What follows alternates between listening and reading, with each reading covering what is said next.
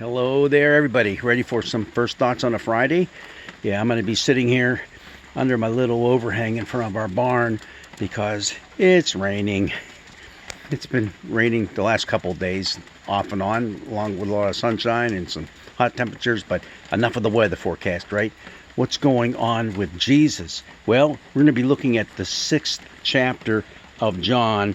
We're going to start kind of like in the middle of the end of a previous story, and then move to the beginning of what we're going to be talking about next week. All right, so just keep that in mind. We're moving right through the 6th chapter of John, and there's so much packed into this one chapter that it really does deserve our attention for several weeks right in a row.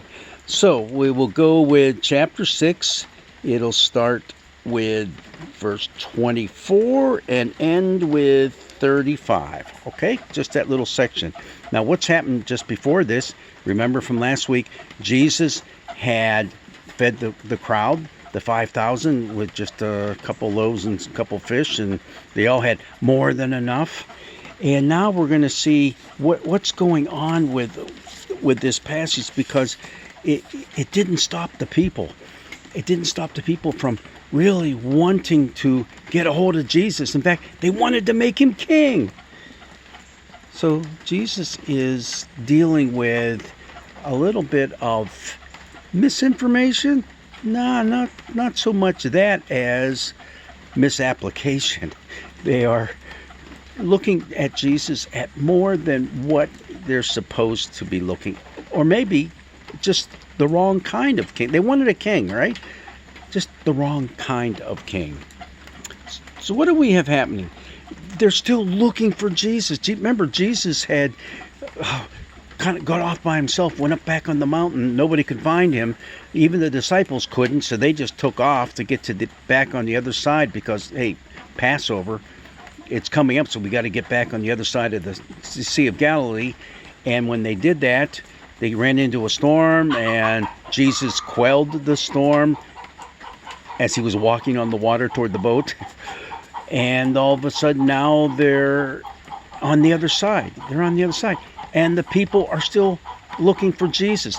Now, it's important when you look at this passage, look at the verb tenses and look exactly at what are the motives of the people when they say what they say. For instance, what did they do? When they found him on the other side, meaning the crowd, when they found Jesus on the other side, they said to him, "Rabbi, when did you come here?" Okay, now Rabbi, that's kind of okay. That's a term of respect that they're giving to Jesus. It's not like they're worshiping him or anything like that. But they want to be in control. Isn't that the way we often are with our life of faith? Even our beliefs and what we say is we trust in Jesus, we still want to be in control. Yeah. Dear Lord, give me patience, but give it to me right now. Yeah, that famous saying. Okay, so they found him and they asked him that question, and Jesus gets right to the point. He doesn't answer their question, but what he does is he answers what's really going on. See, I tell you, you're looking for me not because you saw signs, but because you ate your fill of the loaves. Now, does that mean that they wanted more food from Jesus? You know, they keep giving us all this good stuff. Well, yeah, but it's more than that.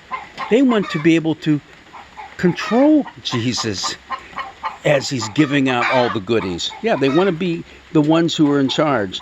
And so Jesus said, "Don't work for the food that perishes, but for the food that endures for eternal life." Now, it's interesting. You have to understand this.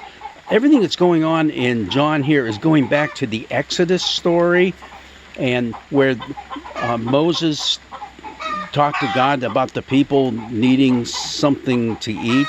So God provides the manna. And remember that the people said, "What is this?" Yeah, literally, what is this? That's what manna means. What is this? They didn't understand it because they had never seen it before. But it was the basis for making bread. all the ingredients they needed right there. Just add a little bit of water, boom. Water, which God also provided for them. So you have all that going on, and it's a blessing directly from God. Now, throughout this story, we also see that the people evidently misunderstood what was going on in that passage, because they're making it sound like it's Moses who gave them this bread. Jesus said it wasn't Moses. It comes right from God, just like God does it right now. Now, this is where it's important. The people are talking about what Moses had done for them, a past historical event. It's not horrible to remember the past. In fact, that's why they celebrated the Passover, to remember God's gracious acts toward them in leading them out of slavery, the bondage to slavery in Egypt. That's a good thing to remember that. But what about what God's doing for you right now? Whenever Jesus talks about what God's doing for them, it's all in the present tense. He's the one who gives you this. So you got to move out of the past, remember it, celebrate it, but move beyond it into what God is doing for you right now. Do not work for the food that perishes, which is all the leftover bread. Remember that as part of the story? The people were told, hey, don't take any more than you need, just what you need, and there'll be more the next day, because otherwise it's just going to get wormy and be no good.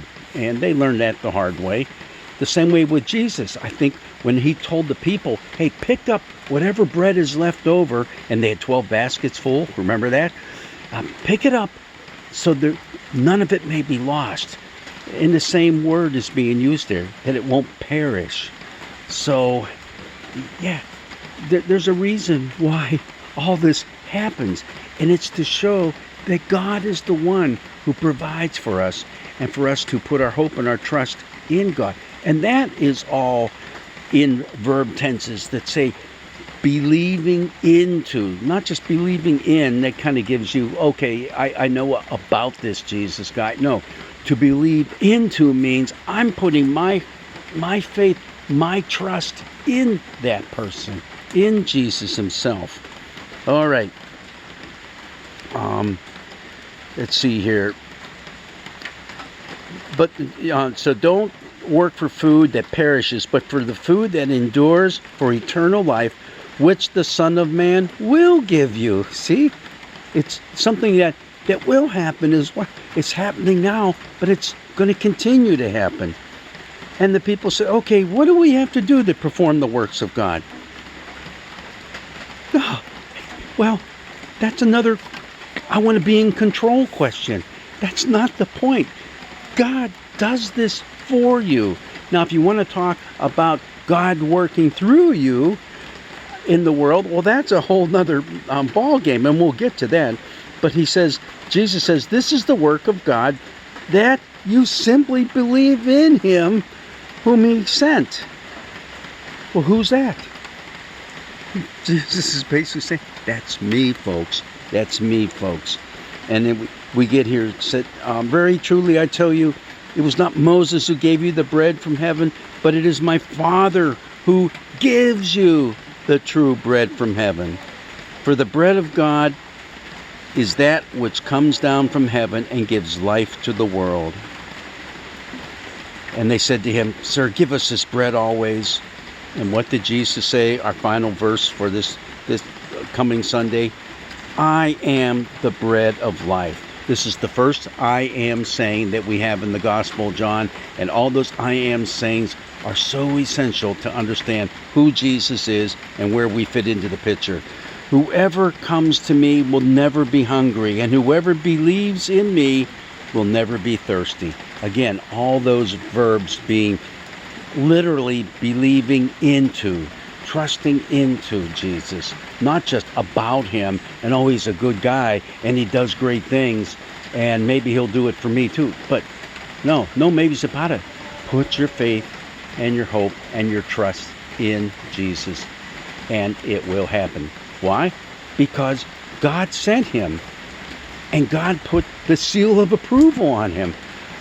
How does God put the seal of approval on Jesus? Through the giving of the Spirit at his baptism.